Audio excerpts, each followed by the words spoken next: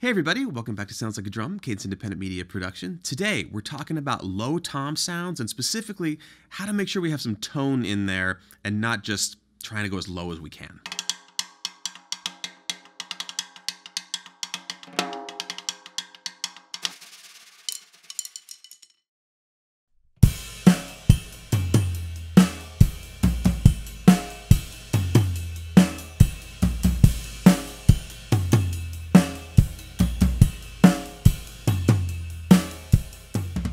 We talked a lot on here about high tunings, low tunings, medium tunings, tunings for styles.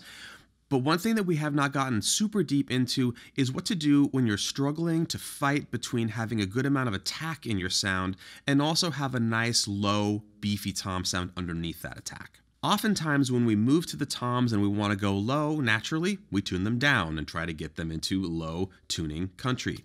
And there are a few different things that you can do with the reso head and things to try to get some tone back into the drum, but more importantly, we need to be thinking about the range that's usable out of the size drums that we have, and then what we can do to mitigate scenarios where we want to have as low as we can get out of the drum, but not suddenly have no tone and only attack. We're going to start out with a tom tuning that is suffering from this exact issue. Tons of attack, not a lot of tone.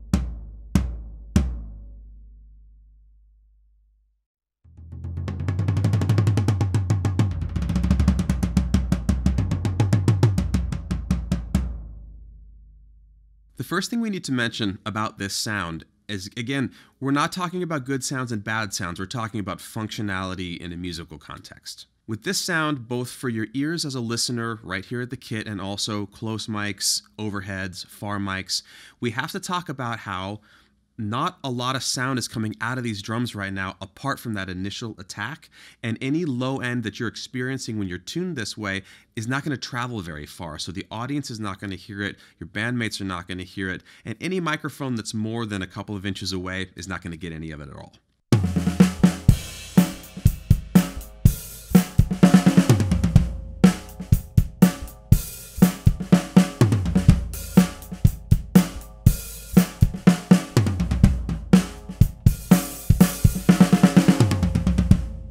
Now, if currently you're playing by yourself for your own enjoyment or practicing and you're not worried about microphones and audiences, there is still more beautiful tone you could be getting out of your drums, again, just for your own enjoyment and to inspire you to play more and practice more and improve your skills just by adjusting some of the tensions on these toms. We've come into people wanting to talk to us about the idea of cheap sounding drums versus expensive sounding drums. These are the same drums that we use for the vast majority of the episodes here. They are quality instruments. Just goes to show you that even with very fresh heads and a little intentionally sketchy tuning, we can make them sound fairly poor. So what you're hearing right now is symptomatic not of anything to do with these drums at all. It's just the tuning.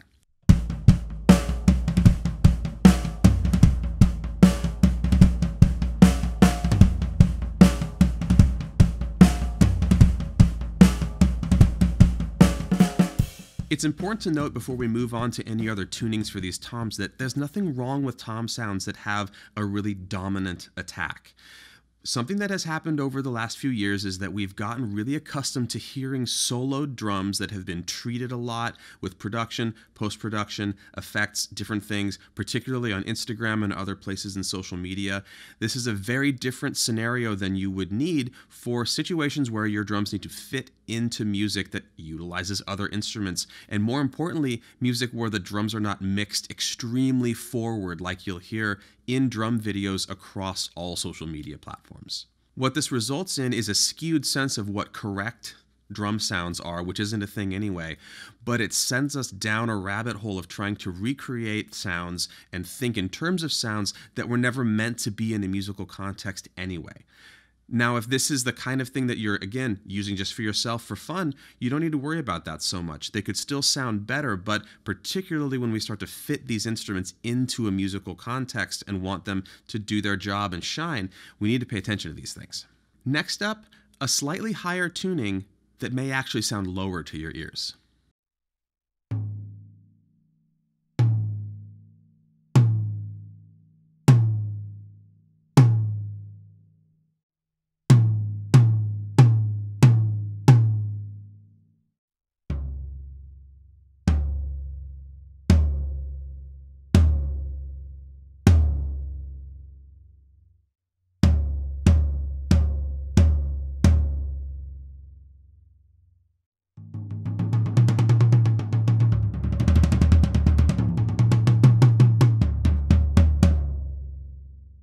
Now with this tuning, both the reso and the batter have been tuned up a little bit. It's not dramatic, and when you start to experiment with this, you'll see that fractions of a turn actually make a very big difference in terms of the behavior of the instrument.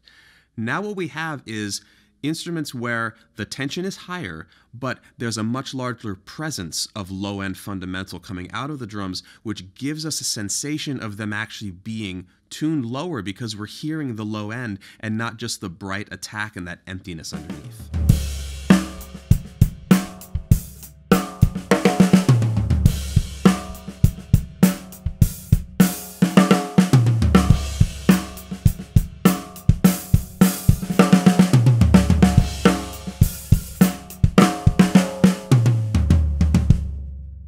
We've spoken in previous videos about the difference and the confluence of resonance and sustain. Right now, we are getting more of both of those things, but in particular, the resonance around the fundamental pitch of the drum is being allowed to move and to grow and to create that tone underneath which we want to support that attack. At this tuning, it's also coming quicker because we have more tension on the heads. So you get your attack and immediately there's tone right underneath it, which again, for a context where you want these drums to speak next to other instruments, having that come immediately is going to be much easier to mix. Everyone's going to be able to hear it better, and it's much more satisfying to play.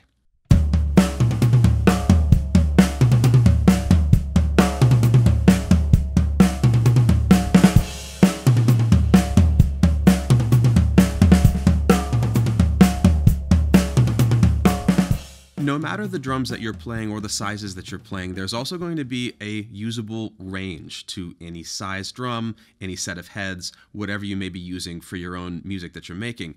And these are the sorts of experiments that can give you a sense of what the lowest is that you can go and still use it, what's the highest you can go and still like the sound that it's making. This is one more in our long litany of opportunities to, instead of purchasing another instrument or trying to get excited about having more stuff, learning more about the instruments we have, what they'll do with the head combinations we use, and find inspiration in the range of that instrument, which shows us the range in our own playing. Now, as an addendum to these previous two tunings, we're going to go up higher still, again with both of the heads, and this is to give a little bit further of an explanation of something else that we lose at that extremely low tuning, which is dynamic range out of these instruments.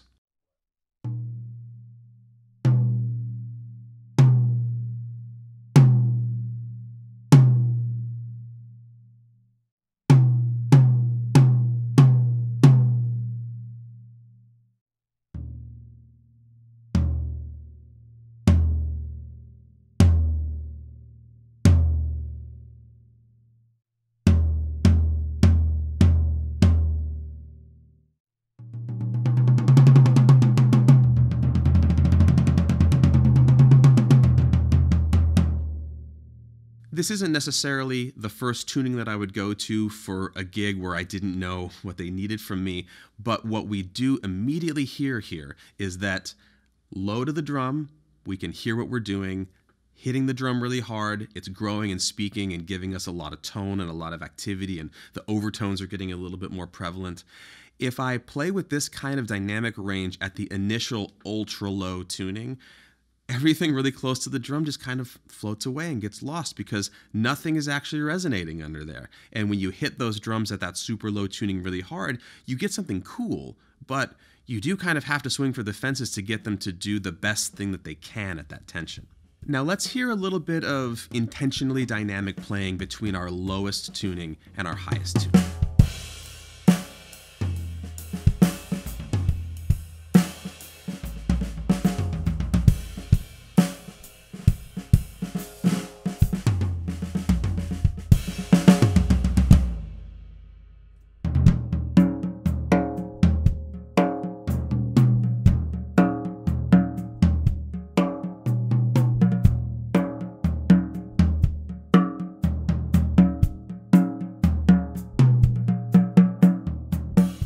Both of these tunings for me are inspirational. However, they are inspirational in different directions. What the high tuning gives me is not necessarily what the low tuning does. And even though the low tuning is a little bit lower than I would consider usable for the music that I like to make, it's taught me something about the range of these drums. And moving to the high tuning, I had some new ideas out of them that I had never had before, just by virtue of the sound that they were making and the feel that they were giving me throughout all of those dynamics. Now, because of the nature of the way we do things here in the ethos of the channel, you are again hearing uncompressed, uneq'd, no muffling, nothing going on here. These are wide open.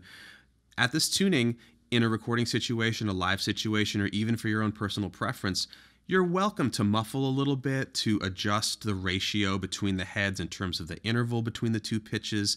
Try out anything that you want, knowing that we're starting with a beautiful resonant sound that's giving us a lot of tone and still has nice articulation at low dynamics. Everything is in bounds once we're working on playing music. So, starting wide open like we do here, you know, those overtones were a little bit much for me, but I want to make sure that you guys hear exactly what we're hearing in the room, and just so you know, there's no funny business going on.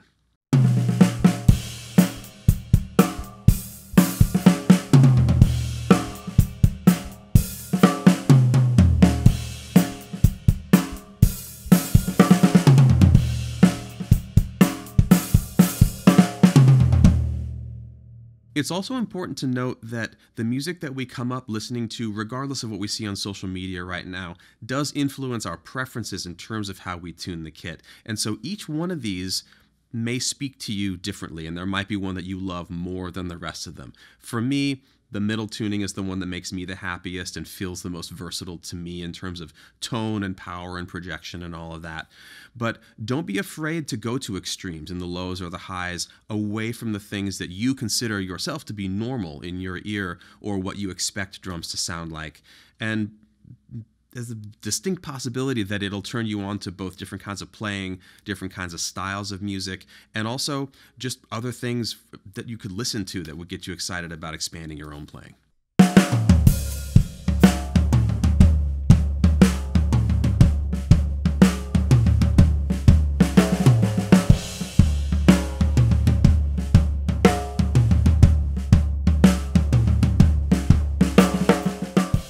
To sum up, what we are getting at here is that the idea that the lowest sound requires the lowest tuning is not always the case. Oftentimes it's not the case, and exploring what it means to bring tone back into the drums at a relatively low tuning will open your ears to tone, to attack, to the confluence of both of those things, and get you closer to what your optimal drum sound might be with the drums and the heads that you're using.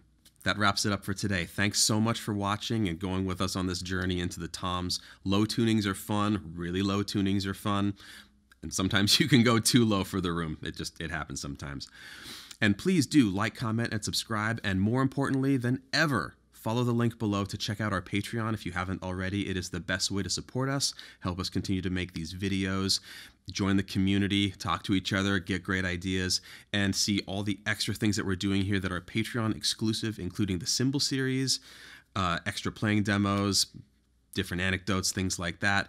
And lastly, if you're a low tuning person, very curious to know how you've managed to mitigate these kinds of issues. Do you end up having to EQ your toms? Did you discover that you needed to tune them differently? Do you just hit as hard as you can and that's the end of the day?